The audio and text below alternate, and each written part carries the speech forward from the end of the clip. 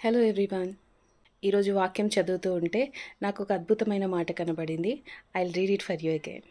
అదేంటో చూద్దాం. భక్తిహీనుల త్రోవను చేరకుము, దుష్టుల మార్గమున నడవకుము, దాని యందు ప్రవేశింపక తప్పించుకొని తిరుగుము, దాని నుండి తొలగి సాగిపొమ్ము. సామెతలు గ్రంథం 4వ అధ్యాయం 14-15 వచనాల్లో ఈ అద్భుతమైన మాట ఉందండి. ప్రతి విశ్వాసికి కూడా ఒక ఖచ్చితమైన హెచ్చరిక. మనము లోకం నుండి ప్రత్యేకించబడ్డామని దేవుడు ఎంత స్పష్టంగా అయితే తెలియజెప్పారో ఈ మాట కూడా మనకు అదే విధంగా తెలియచేస్తుంది. ఏంటి అంటే, భక్తిహీనులతో సాంగత్యం మనకంత మంచిది కాదు. అది మన భక్తిని కూడా పాడు చేసే అవకాశం ఉంటుంది. దేవుడు ప్రతి విషయంలో కూడా కొన్ని ఖచ్చితమైన హెచ్చరికలు ఇచ్చాడు.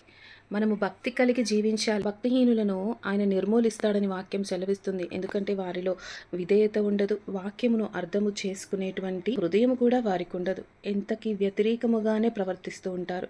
భక్తిహీనులుగా జీవించడం చాలా ప్రమాదకరం. భక్తిహీనత దేవునికి అయిష్టమైనది.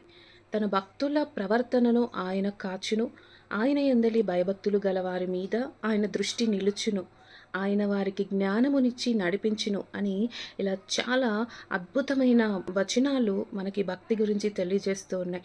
భయభక్తి దేవుని యందలి మనం చూపిస్తే అది మనకెంతో మేలు చేస్తుంది, మనకెంతో ఆశీర్వాదకరం. మన కుటుంబాన్ని, మనల్ని ఒక మంచి విధానాల్లో నడిపించేవిగా ఉంటాయి.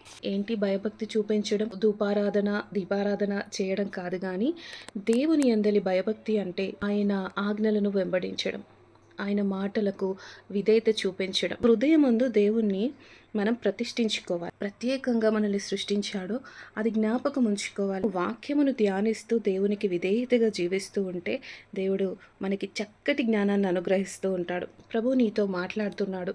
ఈ దినమున ఈ యొక్క మాటలు వినుచున్న నీతోనే దేవుడు మాట్లాడుతున్నాడు. దేవుడు నిన్ను ఒక ప్రత్యేకమైన సృష్టిగా ఏర్పాటు చేశాడు. ఆయన ఎంతో ఇష్టముగా నిన్ను ఎంచుకున్నాడు. నువ్వు ఎటువంటి వారితో స్నేహం చేస్తున్నావు? నువ్వు చేసే స్నేహాలు నిన్ను దేవునికి దగ్గరగా తీసుకువెళ్తున్నాయా, లేదంటే భక్తిహీనతలోనికి నడిపిస్తున్నాయా అనేది ఖచ్చితంగా పరీక్షించుకోవాలి.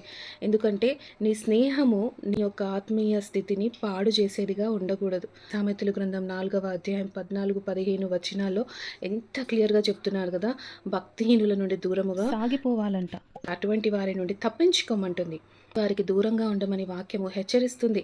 ప్రతి విశ్వాసి కూడా ఇది ఫాలో అయినప్పుడు మిగిలినవన్నీ చేయగలుగుతారండి. బైబిల్లో చాలా వచనాలు ఉన్నాయి. కొన్నిటిని నువ్వు ఫాలో అవ్వడం కాదు, కానీ ప్రతి దాన్ని ఫాలో అవ్వాలి. మరి ఈ దినము నా వాక్యము చెప్తున్నట్లుగా భక్తిహీనుల నుండి జాగ్రత్త పడతావా? ఎవరు భక్తిహీనులు? నిన్ను ఆత్మీయంగా వెనక్కి లాగేవారు, నీ విశ్వాసాన్ని కూడా తక్కువ చేసేవారు, నీలో సమాధానము లేకుండా నిన్ను దేవునికి నెమ్మదిగా దూరము చేస్తూ లోకములోని క్రియల్లోనికి నిన్ను నెమ్మదిగా నడిపించేవారు. కాబట్టి జాగ్రత్త. This is a alert message. Be careful with ungodly persons.